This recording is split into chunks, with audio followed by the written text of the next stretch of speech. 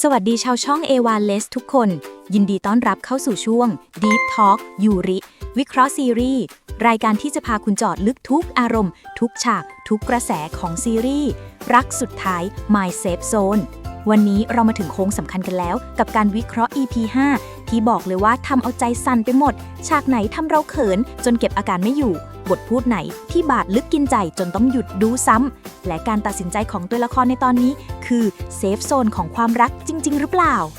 แน่นอนว่าเราไม่ได้มาคนเดียวเราจะพาไปส่องสปอยคอมเมนต์จากแฟนๆที่พุ่งเข้ามาแบบรัวๆหลังดูตอนนี้จบกระแสเป็นยังไงแฟนๆกรี๊ดฉากไหนเป็นพิเศษหรือมีประเด็นอะไรที่ทุกคนอยากให้พูดถึงเราจะมาขยี้ทุกเม็ดเตรียมตัวเตรียมใจพร้อมแล้วไปเริ่มที่สปอยเนื้อหากันก่อนเลยเปิดมาย้อนอดีตโมเมนต์สมัยเรียนของลินกับเจนลินกำลังเล่นบาสอยู่แล้วจังหวะกระโดดชูตขาเกิดพลิกเจนเห็นนะรีบพุ่งตัวเข้าไปรับลินแบบไม่คิดเลย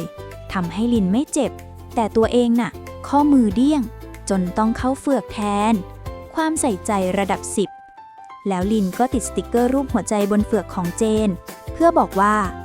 มีลินใส่ใจห่วงใยเป็นกำลังใจหายไวๆเป็นหุ้นส่วนหัวใจที่คอยดูแลอยู่ไม่ห่างมาที่ปัจจุบันความรักที่เหมือนวนลูปก็เกิดขึ้นอีกที่กองถ่ายนั่นแหละเจนกำลังจะข้ามถนนแต่ไม่ได้มองรถโชคดีที่ลินเห็นว่ามีรถกระบะพุ่งมาพอดีลินไม่รอช้าพุ่งตัวไปคว้าเจนเข้ามากอดให้พ้นอันตรายแต่รอบนี้กลายเป็นลินที่เสียหลักล้มแล้วข้อมือลงพื้นเต็มๆเจ็บหนักเลยระหว่างที่กำลังวุ่นวายกันอยู่นั้นเราก็เห็นคู่รักสุดสวีทอย่างไอร่านักร้องดังกับตะวันบอดี้การ์ดแฟนสาวของเธอที่กำลังหวานกันอยู่ในห้องแต่งตัวพอทีมงานเข้ามาแจ้งคิวงานแล้วได้ยินเรื่องอุบัติเหตุของลินไอร่ากับตะวันก็รีบตามมาดูทันทีเพราะอยากจะช่วยเหลือเพื่อนร่วมงานลินบาดเจ็บเจนก็ใจเสียเจนดูแลลินไม่ห่างแล้วไอร่าก็เข้ามาดูด้วยความเป็นห่วงโดยมีตะวันเฝ้าระวังอยู่ข้างกายลินขอโทษที่ทำให้ทุกคนตกใจแต่ไอร่าไม่ถือเลยแถมให้ตะวันช่วยดูข้อมือที่บาดเจ็บของลินตะวันประเมินว่าข้อมืออาจจะร้าวต้องรีบไปโรงพยาบาล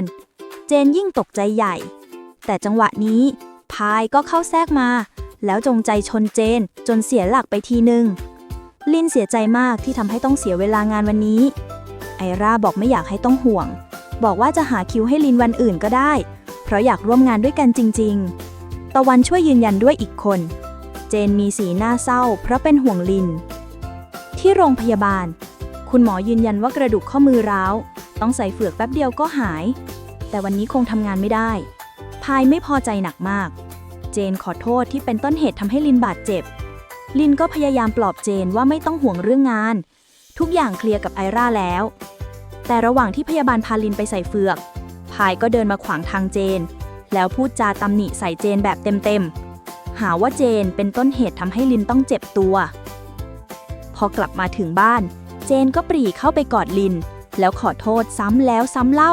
ที่ทำให้ลินต้องเจ็บตัวลินไม่โกรธเลยนะลูบหัวเจนอย่างอ่อนโยนไม่โทษเจนเลยสักนิดสลับกันห่วงใยเจนห่วงเรื่องงานของลินส่วนลินก็ห่วงความปลอดภัยของเจนจูบไปที่เฝือกของลินพร้อมกับร่ายมนต์ให้ข้อมือหายไวๆส่วนลินก็ไม่น้อยหน้าร่ายมนต์ให้เจนรักและหลงเธอเจนตอบกลับไปว่าแค่นี้ก็รักจะแย่แล้วก่อนจะตามด้วยจูบบอกรักที่หวานฉ่ำแบบจัดเต็มด้านพายดูเหมือนจะมีความลับอะไรบางอย่างซ่อนอยู่หรือไม่ก็อาจจะอยู่เบื้องหลังเรื่องร้ายๆที่เกิดขึ้นกับเจนก็เป็นได้ตัดมาที่โมเมนต์คู่รักลินพยายามจะช่วยเจนล้างจานแต่เจนห้ามไว้ทันทีบอกจะทำให้ทุกอย่างจนกว่าลินจะหายเจ็บลินมองแฟนตัวเองด้วยความภูมิใจก่อนจะพูดจาทะเลนชวนให้เจนคิดลึก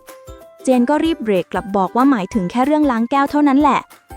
แล้วก็บอกว่าได้จองโต๊ะที่ร้านอาหารของตัวเองให้พายแล้วนะเป็นการไถ่โทษที่ทำให้เสียงานเรื่องของลินดีใจมากเลยจากนั้นก็อ้อนแฟนขอให้เจนช่วยถูสบู่ให้ในห้องน้ำเพราะตัวเองใส่เฝือกอยู่และแล้วความหวานก็มาเต็มในห้องน้ำเจนถูสบู่ให้ลินอย่างอ่อนโยนตอนแรกที่ลินไม่รู้จะเอามือที่ใส่เฝือกไว้ตรงไหนดีเจนก็จับมือลินมาวางบนไหล่ของเธอเอง ด้วยความทนุถนอมเพื่อไม่ให้เมื่อยน่ารักไหมบนเตียงนอนหลังอาบน้ำเจนเอาสติกเกอร์รูปหัวใจมาติดที่เฟือกของลินบอกให้รู้ว่าใส่ใจลินยิ้มดีใจมากที่เจนจำได้ว่าสมัยเรียนลินก็เคยทำแบบนี้ให้เจนก็ขิงใส่เลยว่าจำเรื่องของลินได้หมดแหละจากนั้นเจนกำลังหยิบหมอนจะลงไปนอนที่พื้นเพราะกลัวเผลอไปโดนแขนลินแล้วทำให้เจ็บแต่ลินก็ยื้อหมอนไว้ให้เจนมานอนข้างๆกันแล้วทั้งสองคนก็นอนกอดกันแบบแนบชิดอบอุ่นไปทั้งคืนนี่แหละเซฟโซนของจริงเช้าวันใหม่ลินที่เพิ่งเอาเฟือกออกก็พยายามจะช่วยเจนทำอาหารแต่เจนให้พักผ่อนเพราะวันนี้พายจะมาทานอาหารที่ร้านของเจนลินกลัวเจนไม่สบายใจเลยเข้าไปกอดบอกย้ำว่ารักเจนมากแค่ไหนเจนก็รู้แหละว่าลินรักและตอบกลับไปว่าเจนก็รักลินรักมากถึงขนาดรอตั้ง8 ปี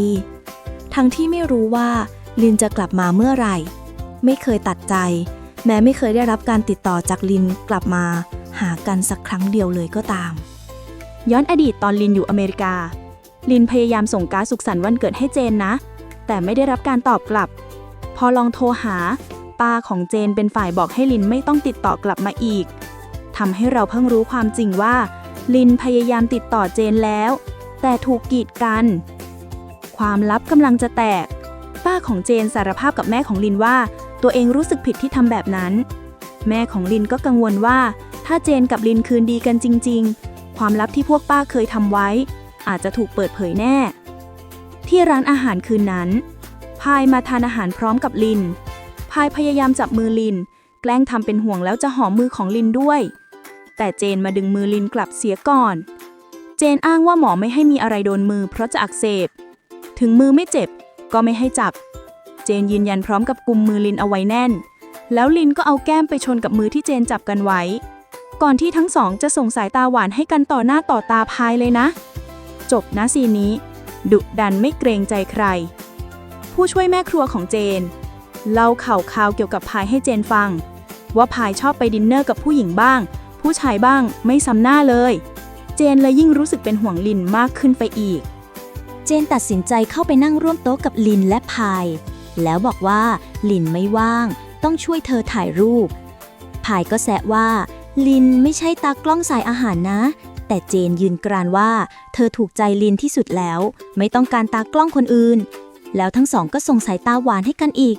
แต่อยู่ดีๆก้อนหินปริศนาก็ถูกขว้างเข้ามาในร้านลินพยายามโอบกอดเจนปกป้องเจนไว้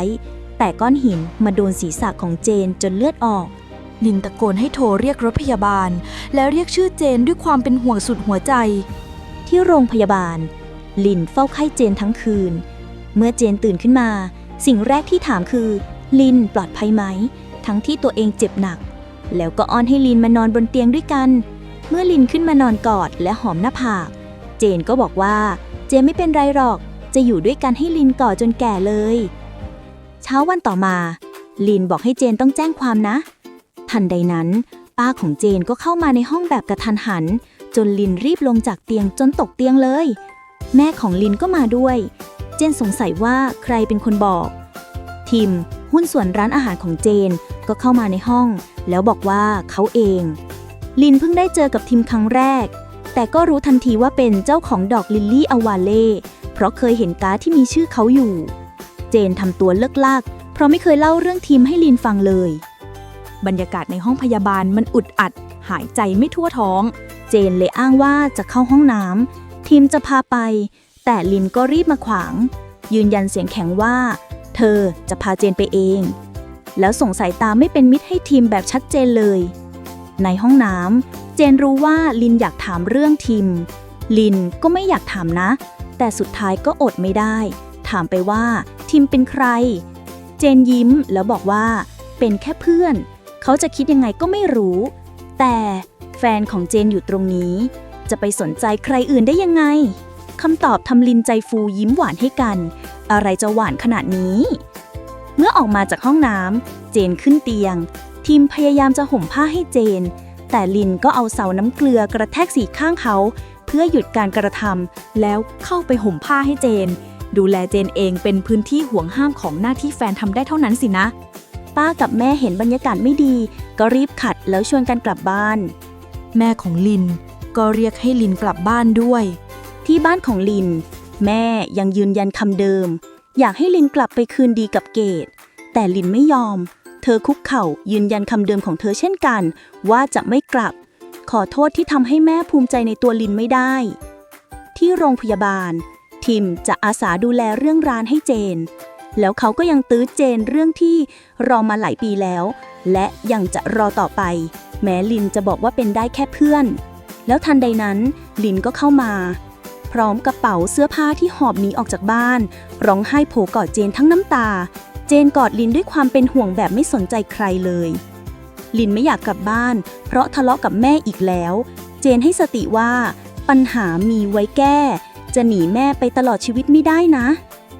ฝั่งป้าของเจนก็เตือนสติแม่ของลินว่าเธอกำลังจะเป็นแม่ที่แย่ชีวิตลูกก็เป็นของลูกแค่ดูแลลูกไม่ให้เป็นภาระสังคมก็พอที่ดาดฟ้าของโรงพยาบาลเจนขอให้ลินเลิกยุ่งกับพายได้ไหมเหตุเพราะหึงนิดหน่อยแต่เป็นห่วงมากกว่าแล้วเล่าเรื่องข่าวของพายที่ได้ยินมาให้ลินฟังแต่ลินปฏิเสธแล้วเล่าความจริงที่โดนไล่ออกจากงานที่นิวยอร์กแล้วไม่กล้าเล่าเพราะอายที่เคยประสบความสำเร็จแต่ตอนนี้ไม่เหลืออะไรเจนตั้งคำถามให้ลินมั่นใจและได้ฉุกคิดว่าที่ทำทั้งหมดนี้ทำเพื่อชื่อเสียงจากคนในโซเชียลที่ไม่รู้จักหรือทำเพื่อแม่มันเกิดขึ้นแล้วต้องยอมรับแล้วเริ่มต้นกับสิ่งที่ทำให้มีความสุขไม่จำเป็นต้องแข่งกับใครมีขึ้นก็ต้องลงแต่จะลงยังไงให้มีความสุขไม่ใช่มาทุกข์แบบนี้และไม่ว่าลินจะตัดสินใจอย่างไรเจนจะอยู่ข้างลินเสมอคืนนั้นเจนเห็นลินเศร้าเจนเลยเรียกให้มันนั่งบนเตียงด้วยกันอยากให้ลินยิ้มแต่ลินยิ้มฝืนๆเจนเลยบอกว่ายิ้มให้แฟนหน่อยได้ไหมทำให้ลินยิ้มออกแล้วหอมที่มือเจนอ้อนต่อให้ลินหอมแก้มขวาทีซ้ายทีพอหอมเสร็จลินเลยถามว่าตรงไหนอีกเจนชี้ไปที่ริมฝีปากของตัวเองแล้วบอกว่าตรงนี้แล้วทั้งสองก็จูบกันลินยังถามต่อด้วยเสียงแผ่วเบาว่าตรงไหนอีกไหมเจนบอกพอแล้วเดี๋ยวจะมากกว่าจูบเจนอยากให้ลินยิ้มได้บ้างลินขอบคุณเจนที่เจนคือความสุขของลินเช้าวันต่อมาเจนออกจากโรงพยาบาลได้แล้วลินพาเจนกลับมาบ้านแต่ปรากฏว่าพบกับบางอย่างหรือบางคนที่ทำให้ลินมีสีหน้าตกใจมากและนี่คือทั้งหมดของรักสุดท้าย My Safe Zone EP 5 ที่เราสปอยกันมาแบบละเอียดสุดๆบอกเลยว่า EP นี้คือการเปิดปมที่ถูกปิดไว้เมื่อ8 ปีก่อนแล้วยังสร้างปมใหม่ให้เราได้ลุ้นกันอีกทั้งเรื่องที่ลินต้องเจอกับบางอย่างที่บ้านหลังออกจากโรงพยาบาลคือทิ้งท้ายได้ค้างคามากเอาล่ะตอนนี้ได้เวลาที่เราจะมา Deep Talk ยูริวิเคราะห์ซีนรักและปมตัวละครกันแล้ว EP นี้มีอะไรให้เราวิเคราะห์บ้างทั้งซีนรักที่ต้องโดนปมตัวละครที่ไม่จบง่ายๆความลับเมื่อ8 ปีที่แล้วและความหมายของเซฟโซนเราไปเริ่มเจาะลึกกันเลยวิเคราะห์ซีนรักที่ต้องโดน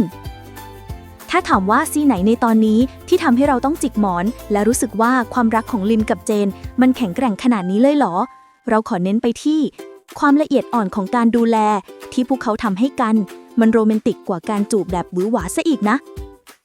ซีนถูสบู่อ่อนโยนในห้องน้ำซีนนี้มันแสดงถึงความทนุถนอมและความเข้าใจในความสัมพันธ์ได้ดีมากๆความอ่อนโยนของเจนที่เจนถูสบู่ให้ลินอย่างช้าๆไม่ใช่แค่การดูแลแต่เป็นการแสดงความรู้สึกผิดและความห่วงใยออกมาเจนทำทุกอย่างเพื่อชดเชยที่ตัวเองเป็นต้นเหตุให้ลินเจ็บการสร้างเซฟโซนทางกายในจังหวะที่ลินไม่รู้จะเอามือที่ใส่เฟือกไว้ตรงไหนแล้วเจนจับมือลินมาวางบนไหล่ของตัวเองเพื่อให้ลินสบายที่สุดนี่คือการสร้างพื้นที่ปลอดภัยให้กันและกันแบบสัมผัสได้มันไม่ใช่แค่การจูบแต่คือการดูแลในรายละเอียดเล็กๆน้อยๆที่แสดงว่าฉันอยู่ตรงนี้และจะดูแลเธอเองพร้อมเป็นที่พักพิงให้เธอมันโรแมนติกแบบเรียบง่ายแต่ลึกซึ้งมากแสดงถึงความเข้าใจในรายละเอียดเล็กๆน้อยๆที่สำคัญกว่าคำพูดอีกนะซีนเฟือกหัวใจและการนอนกอดซีนนี้คือการตอกย้ำความผูกพันที่มาจากการเสียสละในอดีตสติกเกอร์หัวใจการที่เจนติดสติกเกอร์รูปหัวใจให้ลินเหมือนที่ลินเคยทำให้เจนสมัยเรียนมันคือการบอกว่าฉันจำทุกเรื่องของเธอได้หมดแหละแสดงถึงความรักที่มั่นคงและไม่เคยลืมอดีตที่เคยดูแลกันมาคือการยืนยันว่ารักนี้ไม่เคยจางหายไปไหน การเสียสละบนเตียง เจนยอมลงไปนอนที่พื้นเพราะกลัวเผลอไปโดนแขนลินนี่คือการเสียสละเพื่อคนรักอีกครั้งแม้แต่การนอนก็ยังห่วงใยแต่การที่ลินยื้อหมอนแล้วให้เจนมานอนกอดกันแนบชิดมันคือการบอกว่าความสุขของฉันคือมีเธออยู่ข้างๆไม่ต้องมีระยะห่างฉันต้องการเธอมาอยู่ใกล้ๆนี่แหละคือเซฟโซนของฉันเป็นซีนที่อบอุ่นจนบางคนอาจน้ำตาไหลได้เลยและให้ความรู้สึกเหมือนโลกนี้มีแค่สองเราจริงๆซีนจูบเยียวยาและคำอ้อนซีนนี้คือที่สุดของการเยียวยาจิตใจหลังจากลินต้องเจอเรื่องหนักๆซีนจูบเยียวยาในโรงพยาบาลจากเศร้าสู่หวานลินที่กำลังเศร้าเพราะปัญหาครอบครัวและการงานแต่เจนใช้ความเป็นแฟนอ้อนให้ยิ้มบอกว่ายิ้มให้แฟนหน่อยได้ไหมการหอมแก้มขวาทีซ้ายทีและจบลงที่ริมฝีปากตัวเองคือการใช้ความรักเป็นยาที่ดีที่สุดในการรักษาบาดแผลทางใจคือการยืนยันว่าไม่ว่าโลกภายนอกจะพังแค่ไหนแต่ความรักของคู่นี้ยังแข็งแกร่งและเป็นเซฟโซนที่ไม่มีใครทำลายได้ความผ่อนคลายด้วยคำพูดบทพูดที่เจนบอกว่าพอแล้วเดี๋ยวจะมากกว่าจูบและลินที่ขอบคุณเจนที่เป็นความสุขของลินมันเป็นคำพูดที่ผ่อนคลายและเป็นการยอมรับความรู้สึกที่ชัดเจนที่สุดในช่วงวิกฤตมันทำให้คนดูรู้สึกว่าไม่ว่าข้างนอกจะพังแค่ไหนแต่ความรักของคู่นี้ยังแข็งแกร่งและเป็นเซฟโซนที่ไม่มีใครทำลายได้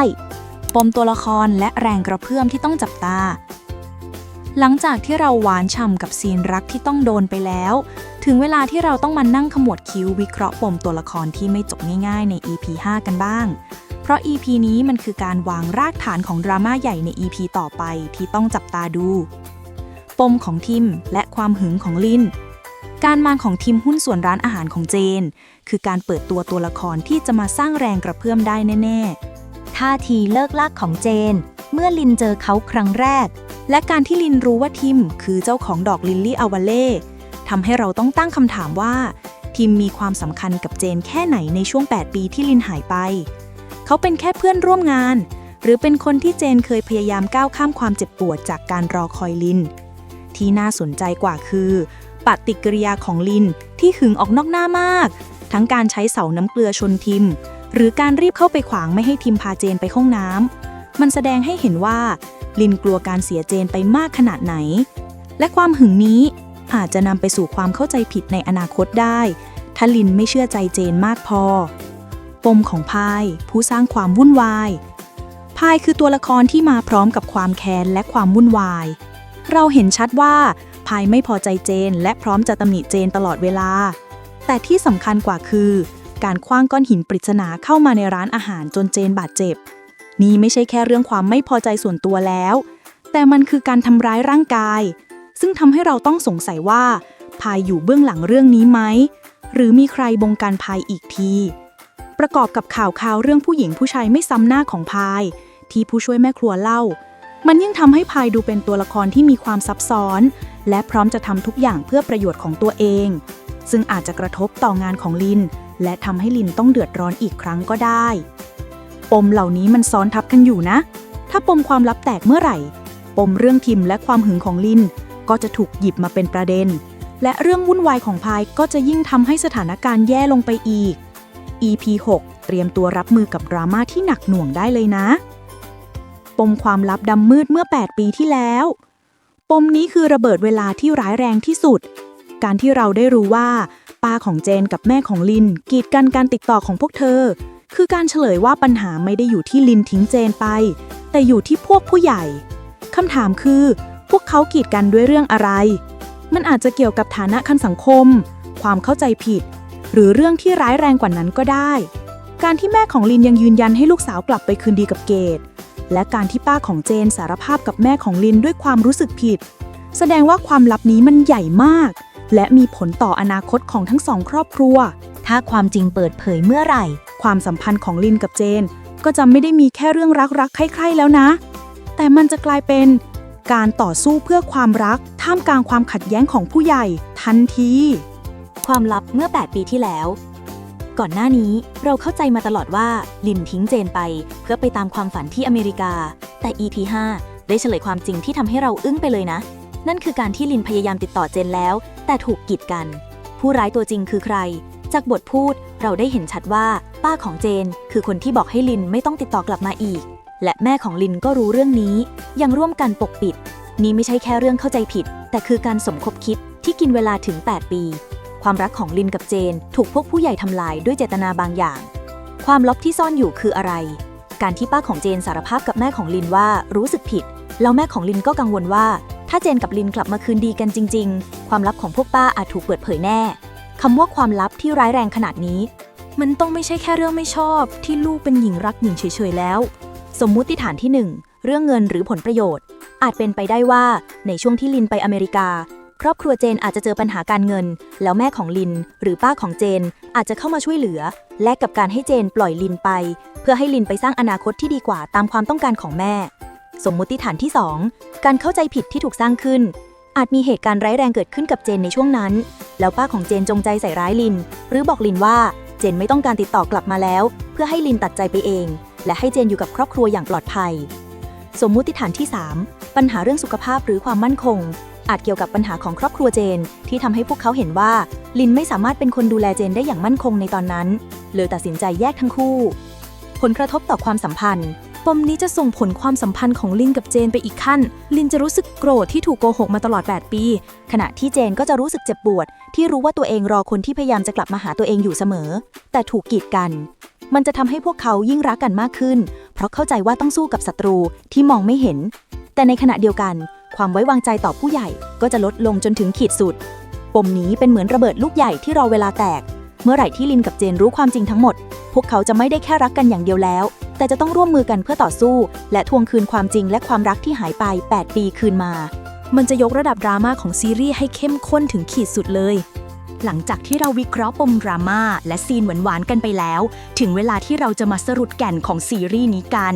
นั่นคือความหมายของเซฟโซนที่ถูกถ่ายทอดออกมาอย่างลึกซึ้งใน EP 5 ความหมายของเซฟโซนที่แท้จริงชื่อซีรีส์รักสุดท้าย My Safe Zone ไม่ได้หมายถึงแค่พื้นที่ทางกายภาพแต่หมายถึงที่พักพิงทางอารมณ์ที่พวกเขาต่างมีให้กันซึ่ง EP 5 ได้ตอกย้ำความหมายนี้ในทุกมิติเซฟโซนคือที่พักพิงในยามล้มเหลวซีนที่ลินยอมรับความจริงกับเจนว่าตัวเองถูกไล่ออกจากงานที่นิวยอร์กแล้วมานั่งร้องไห้กอดเจนคือภาพที่ชัดเจนที่สุดลินที่เคยประสบความสำเร็จต้องสูญเสียทุกอย่างและกลัวการถูกตัดสินจากแม่และสังคมแต่คนที่ลินเลือกที่จะสารภาพความจริงและเปิดเผยความอ่อนแอออกมาคือเจนไม่ได้ตัดสินไม่ได้ตำหนิแต่กลับให้กำลังใจบอกให้ยอมรับแล้วเริ่มต้นใหม่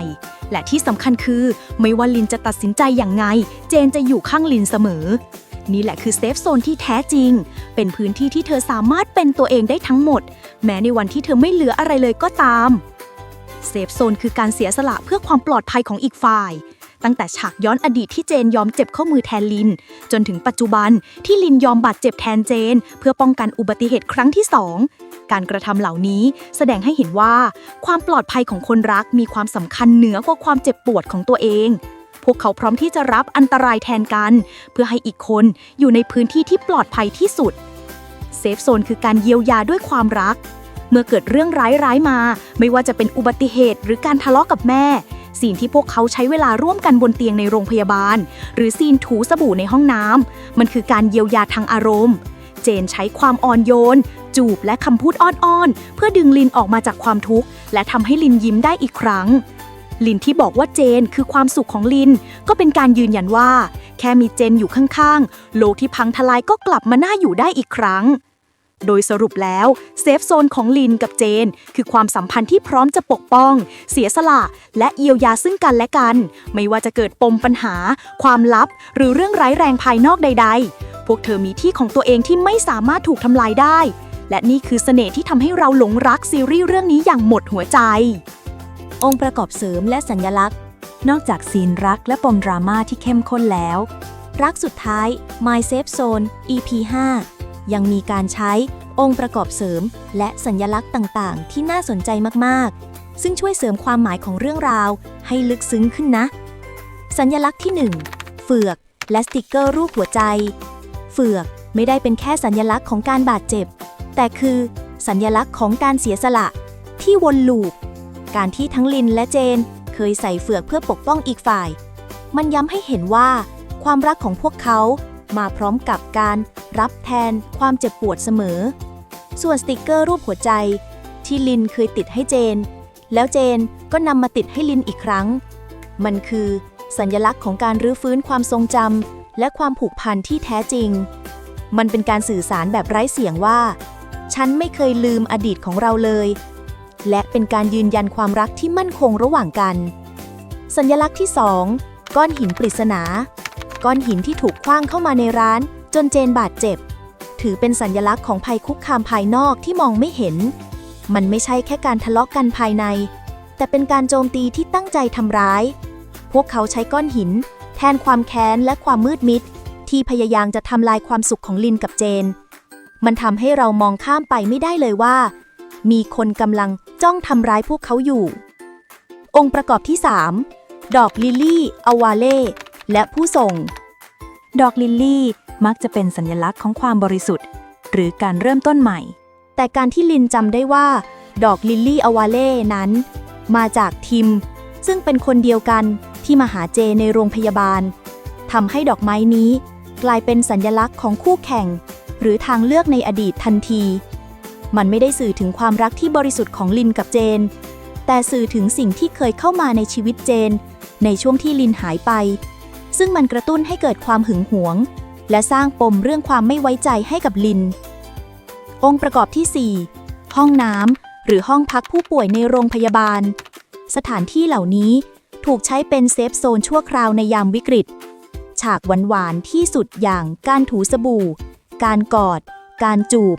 ล้วนเกิดขึ้นในพื้นที่ปิดอย่างห้องน้ำหรือห้องพักผู้ป่วยมันแสดงให้เห็นว่าความรักของพวกเขา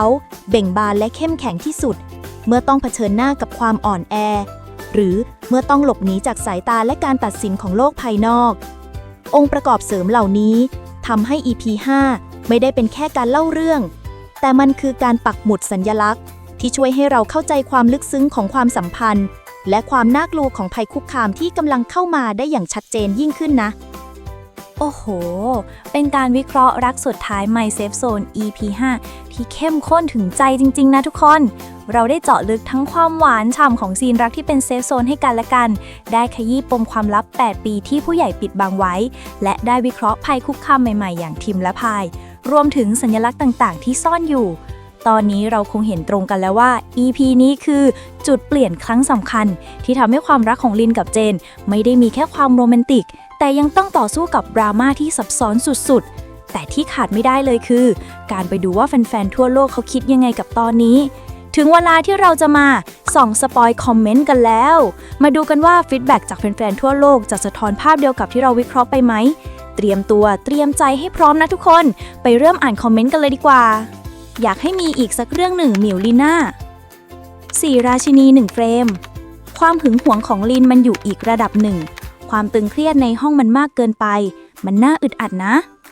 เย่คราวนี้ถึงคราวของอลินที่จะหึงหวงและแสดงความเป็นเจ้าของบ้างแล้วชัดเจนแจ่มแจ้งและมั่นคง